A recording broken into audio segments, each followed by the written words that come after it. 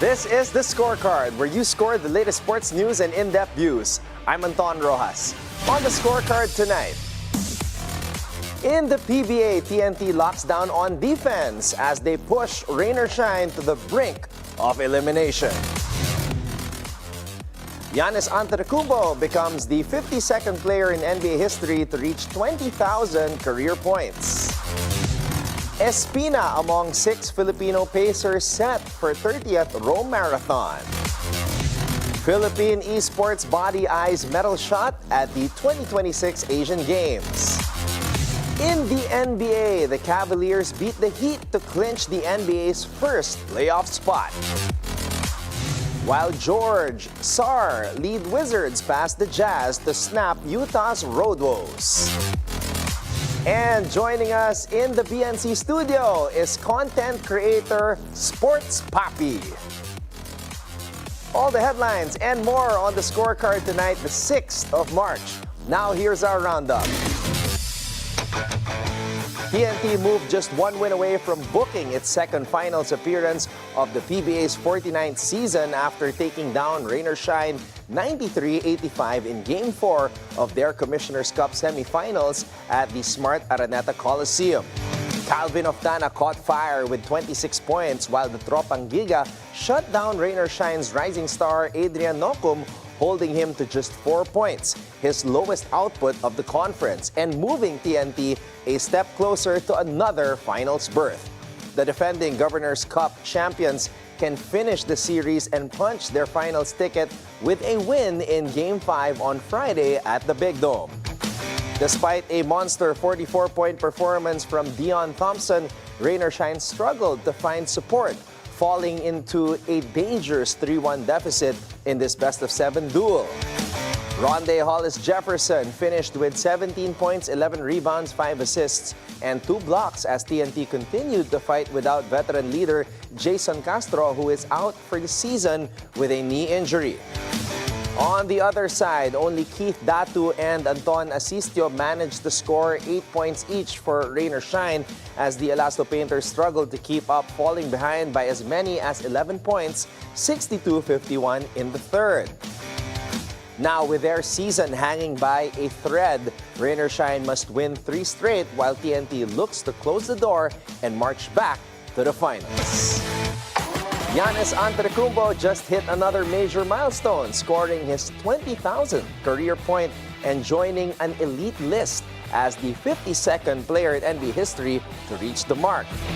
The Bucks star got there in the third quarter against the Dallas Mavericks, driving through the lane with his trademark power and finishing at the rim. Giannis Antetokounmpo is the latest to reach the 20K club, following teammate Damian Lillard, who hit the mark last season.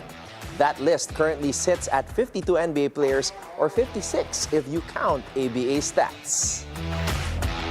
20,000 career points. How does it feel? It feels good. Great accomplishment. Obviously, this is a great moment for me and for the team and for my family.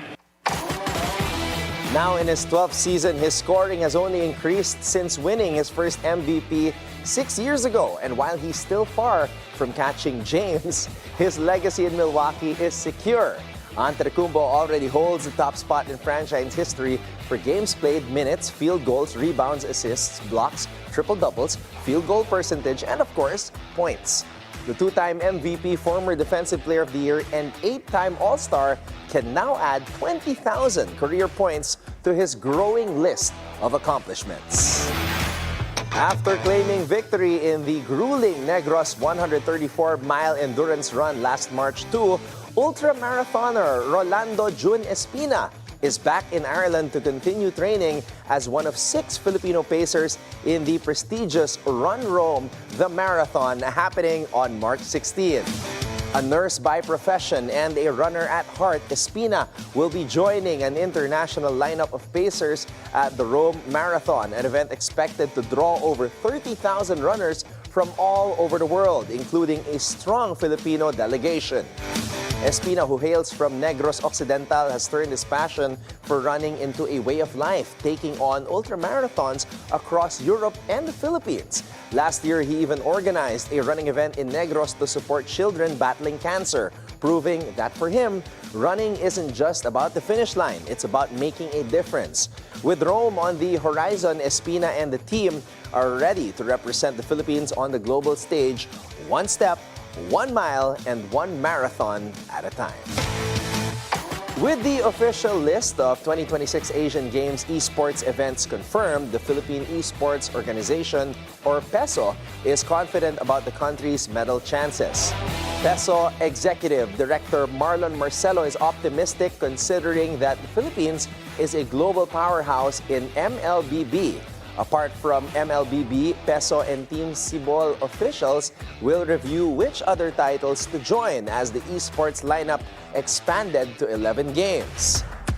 The review will include new titles like Puyo Puyo, which poses a challenge as it's not popular locally.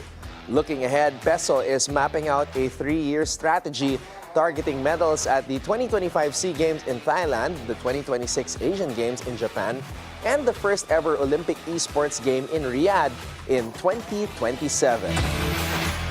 More from the NBA. The Cleveland Cavaliers continued their dominance, securing the first playoff berth of the season after outlasting the Miami Heat 112-107. Donovan Mitchell led the charge with 26 points, while Evan Mobley delivered a double-double performance with 16 points and 13 rebounds. Darius Garland also stepped up with 15 points and 10 assists, helping the Cavs seal their 12th straight victory and improve to a league-best 52-10 record. The Cavaliers started strong, building a 17-point lead in the second quarter, but Miami fought back, trimming the deficit to just 4 points by halftime. The Heat even briefly took the lead in the final quarter before Cleveland responded with a clutch 12-2 run to close the game. Miami had a chance to tie the game late, but Duncan Robinson's three-pointer with 17.1 seconds left was waved off after officials ruled his foot was out of bounds. Garland then sealed the win with 2 free throws. The win also gave Cleveland the edge in their season series against Miami 2-1 as the Cavaliers continue to roll toward the postseason with momentum and confidence. Meanwhile, Keyshawn George delivered a big-time performance with 23 points as Alex Sarr backed him up with 21 as the Washington Wizards held their ground in a thrilling 125-122 win over the Utah Jazz. The Wizards came out firing, showing balance on both ends, with 7 players hitting double figures, including Justin Champagny off the bench with 17 points, helping Washington snap a tough stretch and grab only their 12th win of the season. But it was far from easy. The Jazz refused to go away, led by Johnny Juzang, who dropped 27 points, and Kyle Filipowski, who kept Utah in the fight with 23 points and 13 rebounds, marking back-to-back strong outings for the rookie after his season-high 25 against Detroit. Isaiah Collier also stepped up with 19 points, 6 rebounds, and 6 assists as Utah fought until the final buzzer. Now, in the closing seconds, Bryce Sensabaugh had a chance to send the game into overtime with a desperation 3, but his shot missed its mark, sealing the win for the Wizards and sending the Jazz to their 10th straight road defeat. And here are more results from around the NBA.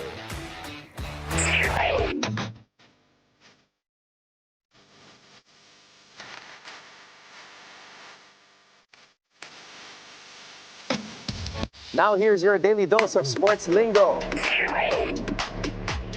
Have you ever wondered why karate practitioners shout loudly when they strike? That powerful yell is called a ki-ai, which means spirit shout in Japanese. It's not just for show. This loud burst of energy helps a karateka focus their strength, tighten their core, and control their breathing all at once. A strong kiya or ki-ai can also startle or intimidate an opponent, giving the fighter a psychological edge.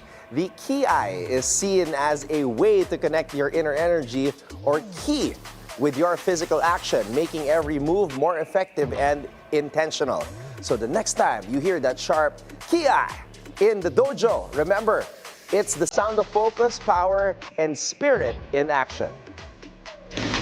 Now it's time for our off-court buzzer. FIFA has announced that the first ever Women's Club World Cup will now launch in 2028 with the new FIFA Women's Champions Cup set to debut in 2026. The Women's Club World Cup, originally planned for 2026, will feature 19 teams from across 6 confederations, including 13 direct qualifiers and 3 play-in spots. The event will be held every 4 years starting in 2028, with host and dates still to be confirmed. To fill the gap until 2028, FIFA will launch the Women's Champions Cup in 2026, a 6-team tournament featuring continental champions set for January 28 to February 3 in Europe, North America, or South America. The winners of the UEFA Women's Champions League, CONCACAF Champions League, and Women's Copa Libertadores will advance directly to the semifinals, with other continental champions competing for the final spot. However, players and leagues have raised concerns about scheduling, prize money, and workload. Despite questions, FIFA says these new tournaments will lift women's football to new heights, bringing growth, opportunities, and global exposure to the club game. And that's our roundup for tonight, the 6th of March. Up next, we have content creator Paulo Trinidad, also known as Sports Papi, as he joins us here inside the BNC studio. So watch out for that when we return right here on The Scorecard.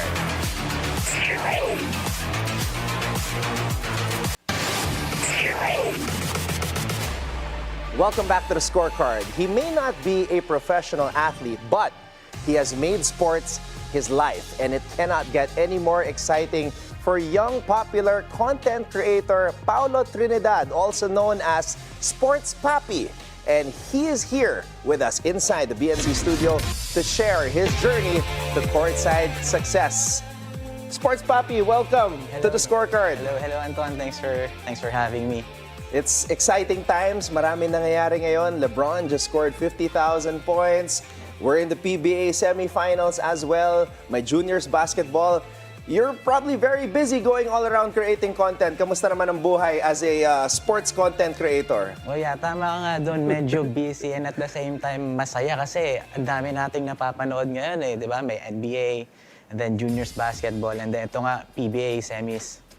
Alam mo, Paulo, nakakatuwa kasi we live in different times now where young people like you help promote sports in your own way, in your own creative way through social media. So we want to get your story here with your guesting tonight on The Scorecard.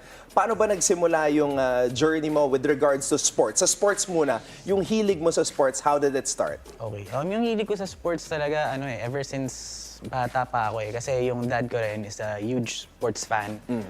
Actually, we're both fans of the Los Angeles Lakers. And then, okay. Ayun, so basketball talaga. So hanggang sa tumanda na-adapt na. Talagang nakasubaybay na talaga sa basketball. Okay, and then when did you start getting into social media naman?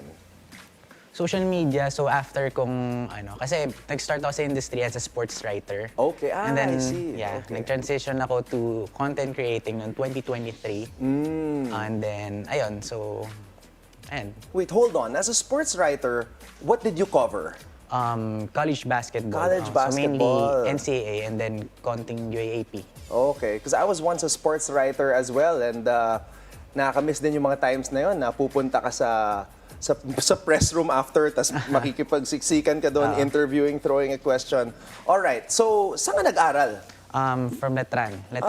Okay. So Letran, ito yung time nila. Sino yung mga players ng time na yun? Sila Kevin Alas, Mark Cruz, Ray Batak, Bong Kevin Quinto. Alas pa. Okay. Alright. Wait, high school? High school and college? Grassroots, so since prep. Wow, so you're all the way Letranista. Wow, ang galing. Okay. And then in college naman, what did you take up? Broadcasting. Broadcasting. So okay. medyo relate sa field. Nasa field talaga. Alright, so after graduating from Letran naman, what job did you take first prior to creating your own Sports Papi?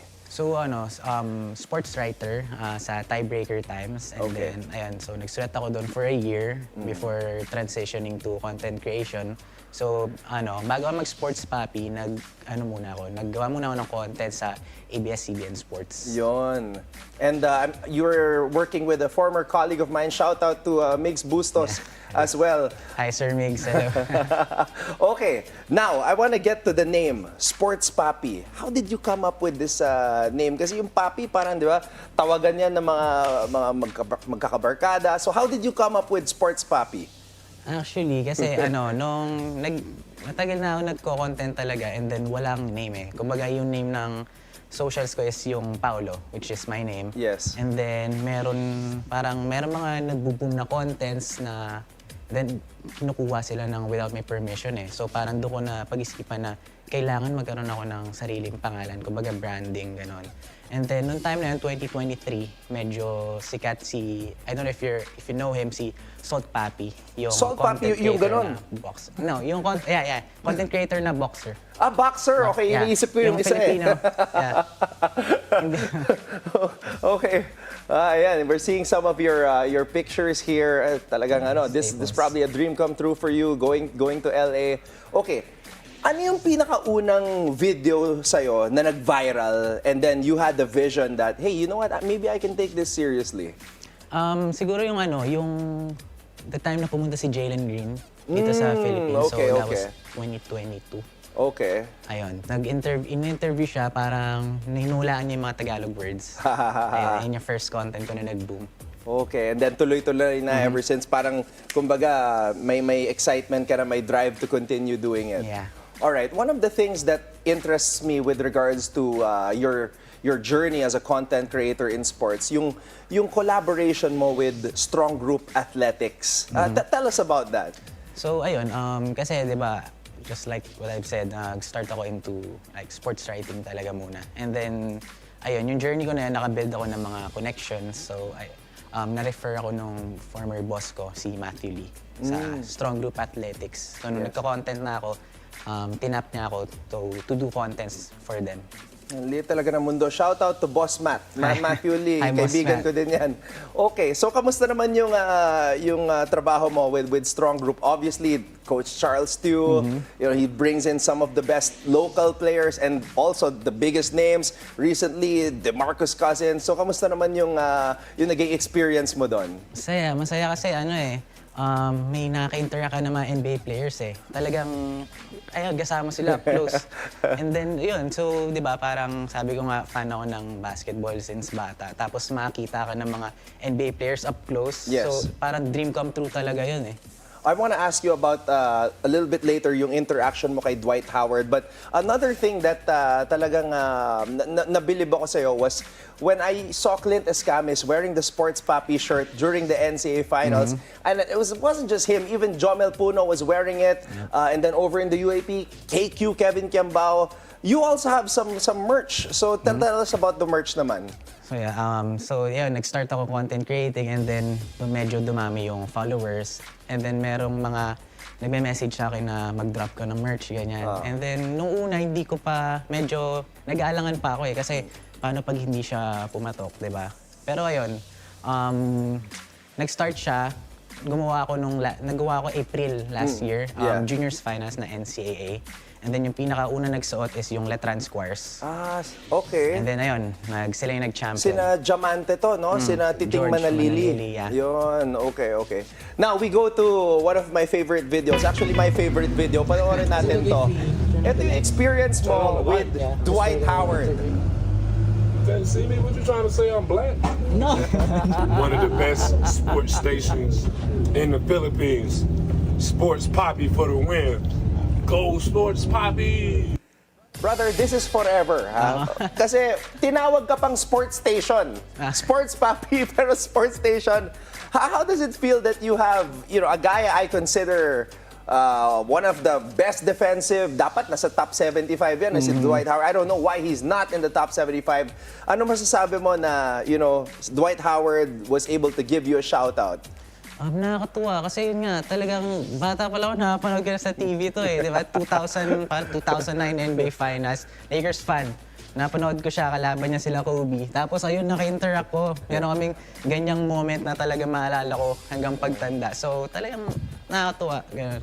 And there will be a lot more viral moments as you are just beginning your sports content career. Paolo, Sports Papi, thank you so much for the time and sharing with us your inspiring story dito sa pagiging sports content creator. And I'll see you at the games. Okay, see you. Thank you so much. When the scorecard returns, we will look into what could be up next for LeBron James and the Lakers, so you can keep your eyes on the prize.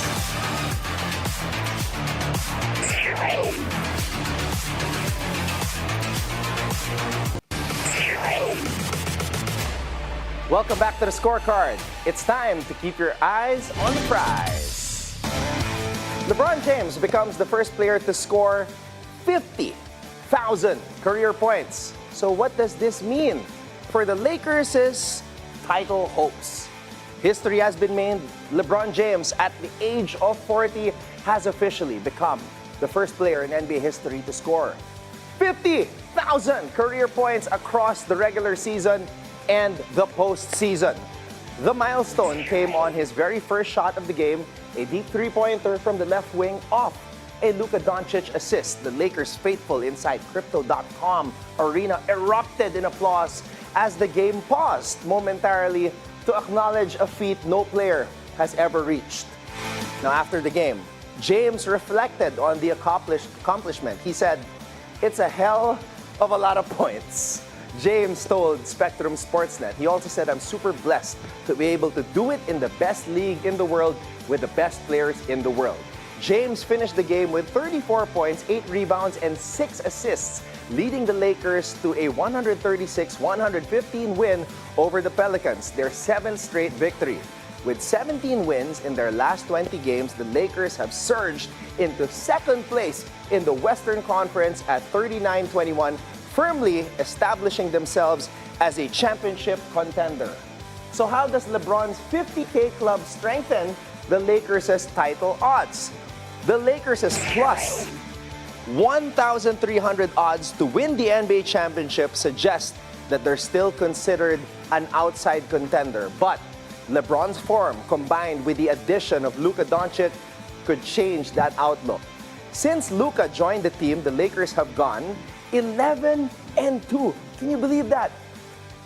That's Luka magic right there, proving that this new star duo can be a force to reckon with in the postseason. And even at the age of 40, LeBron, he's still averaging 26.4 points, 8.2 rebounds, and 8.1 assists since his 40th birthday. Numbers that rival his MVP season way back in 2012 and 2013. His sustained dominance is one of the biggest reasons why the Lakers remain a dangerous playoff team. It's now or never, though. Despite the Lakers' recent hot streak, health remains a critical factor.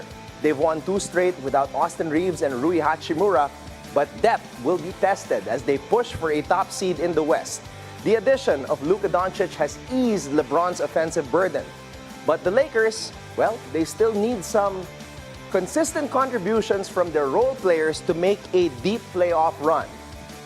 But the biggest question remains, can the Lakers ride this momentum to an NBA title? Because, as we see the odds here, at plus 1,300 odds, they are still behind teams like the Celtics, the Nuggets, and the Bucks. However, if James and Doncic continue their chemistry, those odds could shorten quickly.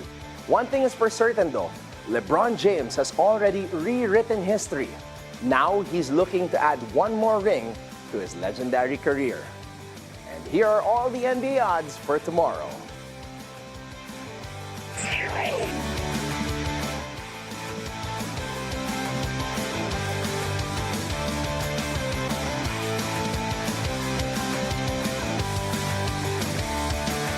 And that wraps up today's preview, so you can keep your eyes on the prize. Before we go, think on this. From a trailblazing American tennis player, former world number 1, and the first black man to win a singles title at Wimbledon, the US Open, and the Australian Open, Arthur Ashe, he once said, "Success is a journey, not a destination. The doing is often more important than the outcome." And with that, thank you for joining us tonight. We'll see you tomorrow on the Scorecard, where sports is our business and business is our sport, right here on the Bilyonaryo News Channel. This has been Anton Roxas. Have a blessed evening, everybody. Good night.